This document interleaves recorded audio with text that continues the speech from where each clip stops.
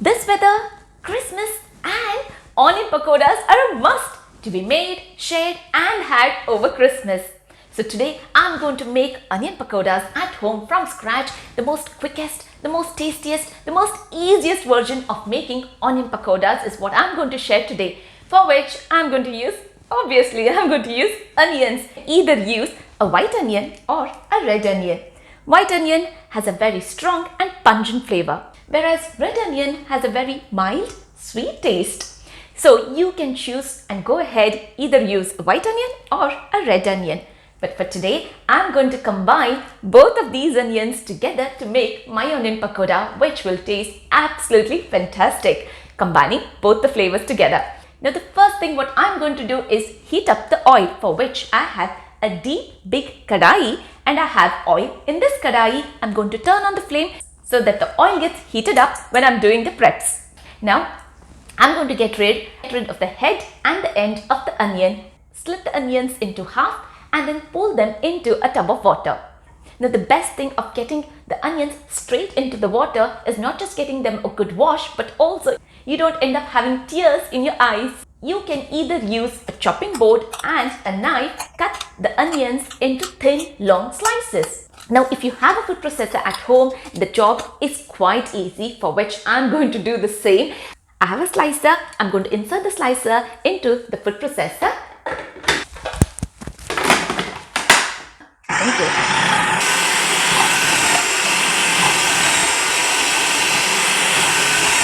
That was it. It hardly took 5 seconds for me to chop all my onions. All my onions are sliced up in the food processor. I'm going to transfer it into this bowl. I prefer using very little vessels for the day. So I'm going to drain the water from this vessel and I'm going to transfer my onions into this bowl. Yeah. Right.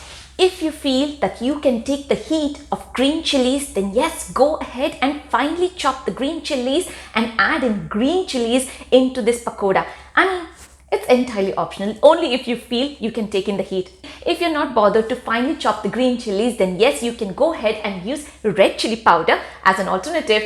But I feel I can take the heat of green chilies and the heat of red chilies too.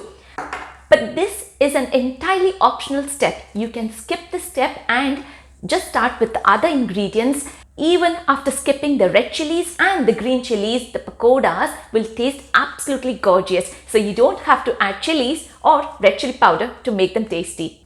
Add in salt, green chilies, red chili powder, cooking soda. I have used baking soda, which is cooking soda, which is entirely optional. If you don't feel like using cooking soda, then you can skip this as well. Alternatively, you can use hot oil. Now that you have your kadai set there to heat up, you will have oil which is heated up. Once the batter is ready, use a tablespoon and scoop out the oil from the kadai and drizzle it on top of the onions, where you can feel and hear the onions sizzle. That's when the oil is hot. Add in rice flour and besan. Besan is gram flour. So I like to add in little at a time. I like to combine and coat my onions. When I'm happy to see all my onions is nicely coated, it's only then I sprinkle in water using my hands. I like to sprinkle in water rather than pouring my water, because I know I can hold on to the water consistency. If I pour in, then I might just get it too drippy and true pouring consistency, which I don't want to, and for which I'm going to use my fingers and I'm going to sprinkle in water little at a time and then give it a good mix, combine it very nicely so that everything is very nicely coated. All my onions is really nicely coated.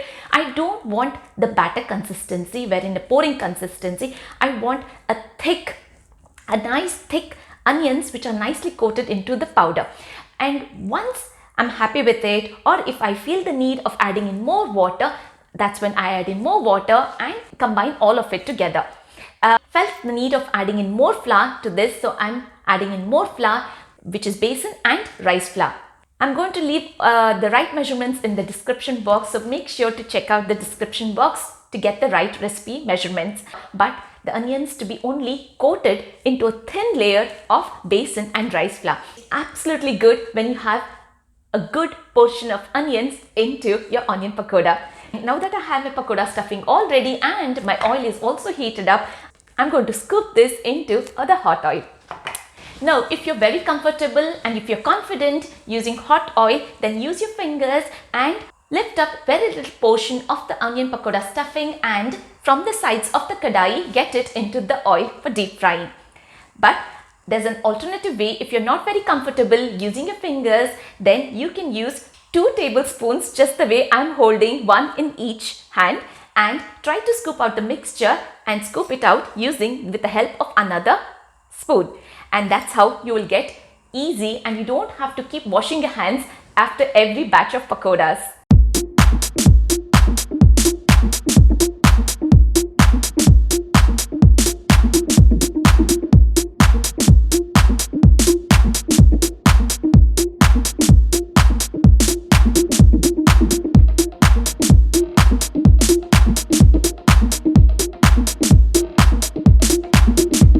My onion pakodas are all ready and I can't wait to eat them. They look absolutely tasty. They are really nice and hot too.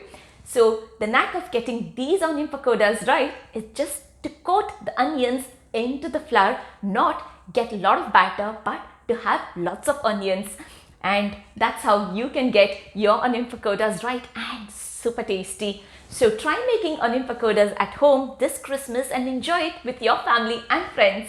Have a lovely, joyful Christmas, everyone. Take care and enjoy the festivities. Bye for now.